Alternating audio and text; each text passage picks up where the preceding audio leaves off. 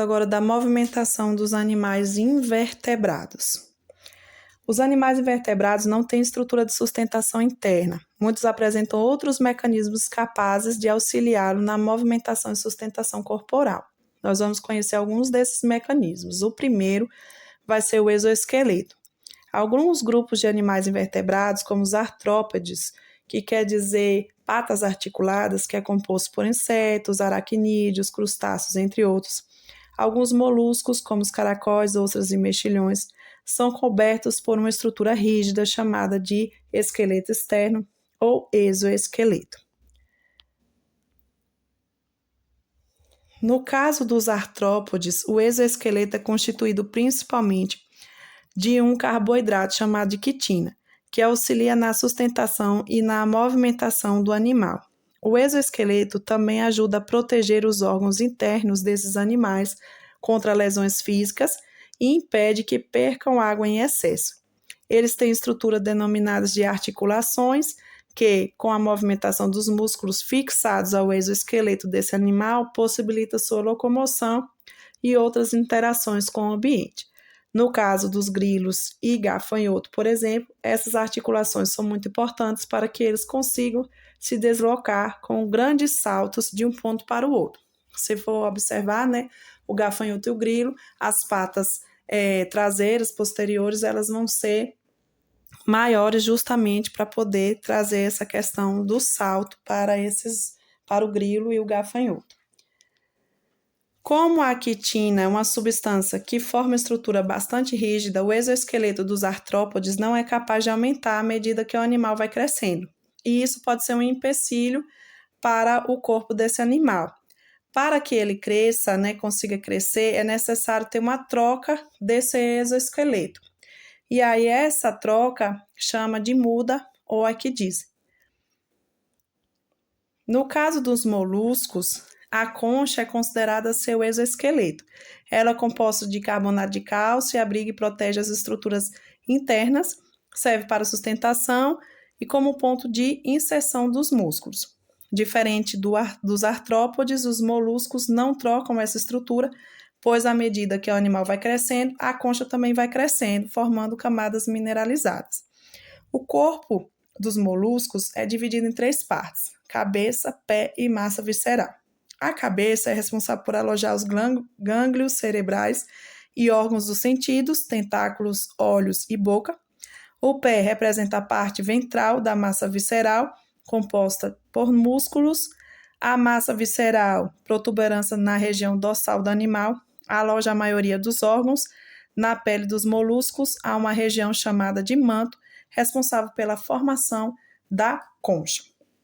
Nos animais terrestres, como os caracóis, que tem aí a foto, a cabeça e a musculatura do pé são bastante desenvolvidas, permitindo a exploração do ambiente em que vivem. Já em algumas das espécies aquáticas, como os mexilhões, a maior parte do corpo fica no interior da concha e a cabeça e o pé são reduzidos. Dessa forma, o corpo desse animal é majoritariamente constituído por massa visceral e a concha externa protege por completo. Nem todos os moluscos vão ter esqueleto, exoesqueleto. Muitos têm concha interna ou não vão ter concha. Por exemplo, entre os moluscos aquáticos, as lulas apresentam concha interna reduzida, sem carbonato de cálcio e com forma semelhante a uma pena de ave, o que auxilia na manutenção do corpo hidrodinâmico. É o corpo que minimiza a resistência da água.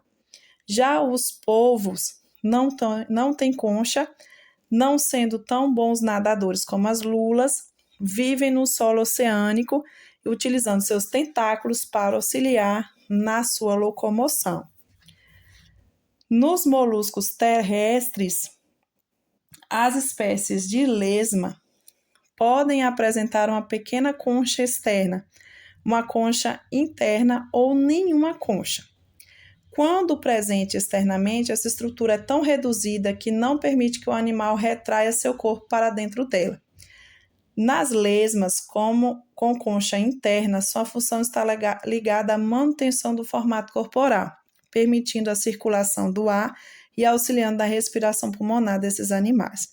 Já nas lesmas sem concha, a respiração acontece por meio da parte corporal. Ainda existe o exoesqueleto dos pólipos, que são uma forma das espécies do grupo cnidários. Os cnidários são animais bem simples, com células nervosas e tecidos verdadeiros. Os representantes desse filo são as hidras, medusas ou águas-vivas, corais e anêmonas do mar. Eles são todos aquáticos e podem ter pouca capacidade de locomoção até nadar livremente. Os pólipos são os cnidários que se movimentam pouco, enquanto as medusas podem se deslocar livremente, porque os pólipos eles ficam no substrato e as medusas elas nadam. Os pólipos não têm um corpo tubular com tentáculos na parte superior. Na parte inferior existe uma estrutura chamada disco pedal, que além de produzir as células na parte externa do corpo, em algumas espécies pode secretar quitina para formar um exoesqueleto de fixação.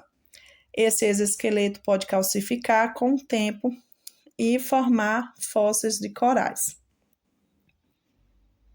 As espículas e sustentação aquática.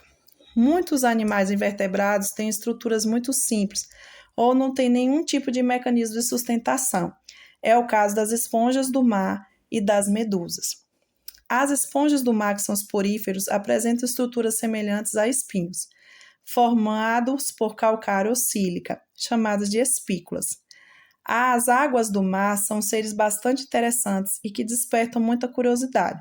Seu corpo gelatinoso, com formato de guarda-chuva, não tem nenhuma estrutura rígida e sua sustentação é feita quase exclusivamente pela água. Movimentação dos animais invertebrados. O uso do esqueleto hidrostático.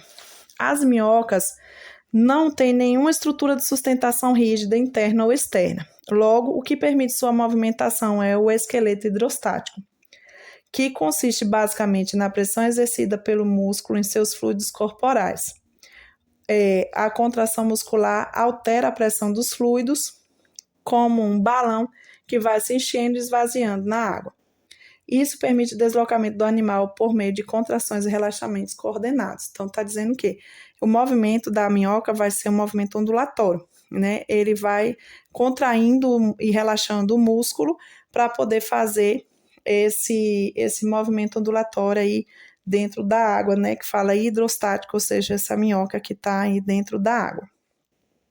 Esse tipo de esqueleto existe em alguns invertebrados classificados em diferentes grupos. Os vermes, representados pelas lombrigas, os equinodermos, que são as estrelas do mar e os ouriços do mar, e os anelídeos, representados pelas minhocas. O esqueleto hidrostático das estrelas do mar funciona de forma diferente das minhocas, né, que fazem essa contração, esse relaxamento para fazer esse movimento ondulatório. As estrelas do mar vão se movimentar por meio do sistema ambulacrário, que fica na parte de baixo do animal e é formado por centenas de pequenos pés semelhantes a ventosas, arranjados em fileiras, chamados de pés ambulacrários. Internamente existem minúsculos tubos e ampolas que servem de comunicação com os pés. Por dentro desse sistema, a água do mar vai circular constantemente e quando há uma grande pressão, o pé vai se encher e se estender. Quando a pressão diminui, ele retorna ao tamanho original. Como isso ocorre em todos os pequenos pés de forma coordenada, as estrelas do mar vão se locomover meio que se jogando, digamos assim, né? Vai encher todos os pés ambulacrários nesse sistema ambulacrário, a água vai encher, vai fazer uma pressão para que essa estrela do mar possa se movimentar. A movimentação ondulatória.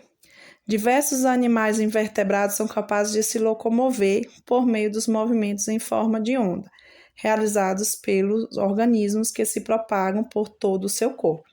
Esse tipo de deslocamento é bastante comum nas minhocas e nos vermes, como as lombrigas e as tênias, que tem aí, né, essas doenças. Lá no 7º ano vocês vão estudar essas questões dessas doenças aí. Larvas de insetos e alguns moluscos, como a lula e os polvos. Os músculos no corpo desses animais são capazes de contrair e relaxar constantemente, permitindo a propagação de onda, como a gente falou, né, da minhoca. Ela vai contrair e relaxar os músculos, fazendo essa onda para ela se movimentar. Propulsão. Além dos movimentos ondulatórios, as lulas e os polvos se movimentam na água por meio de propulsão, principalmente quando precisam se mover rapidamente, fugindo de predadores. Na representação aqui, né, que você vê esse polvo aí, ele está se deslocando, eles têm uma estrutura chamada de manto, que envolve a parte superior do seu corpo e é formada por vários tecidos, epitelial, muscular e nervoso. A partir do manto, forma-se o sifão tubular, chamado de funil. Durante o nado, é comum entrar água no interior desse manto e o sifão é responsável por expelir esse líquido. Então, a água ela vai entrar e o sifão vai jogar essa água para fora. Quando ele joga essa quantidade de água para fora, esse polvo, nessa lula, ela vai se movimentar. Então, ele faz mesmo, a água ela vai entrar quando o sifão joga a água para fora, ele faz essa propulsão para se movimentar. O voo. O voo é um meio de locomoção de vários animais, como os insetos, as aves e os morcegos. Contudo, cada grupo tem um tipo de voo diferente. Vamos ver o exemplo da abelha. Esses animais invertebrados são muito importantes em um processo conhecido como polinização, voando de uma flor para outra, espalhando os grãos de pólen e possibilitando a reprodução de uma série de espécies. Esse processo só é possível graças à habilidade da abelha de voar. Os insetos com asas têm uma particularidade entre os invertebrados. Eles são os únicos capazes de voar, mas como nem todos os insetos têm asa, não podemos usar essas estruturas para a classificação do grupo.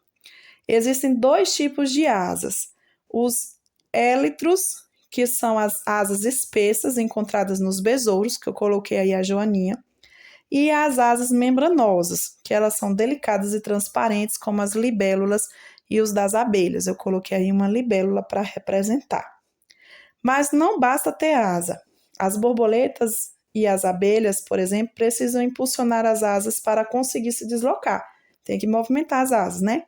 Suas asas funcionam de forma semelhante a um remo, assim como o remo desloca a água para impulsionar o barco, as asas das abelhas vão deslocar o ar sob elas, criando um vórtex de propulsão, que impulsiona o voo das abelhas. Então, parecido com a propulsão da água, né, do barco, a abelha ela vai precisar empurrar esse ar, né, bater as asas e empurrar o ar para poder fazer o voo.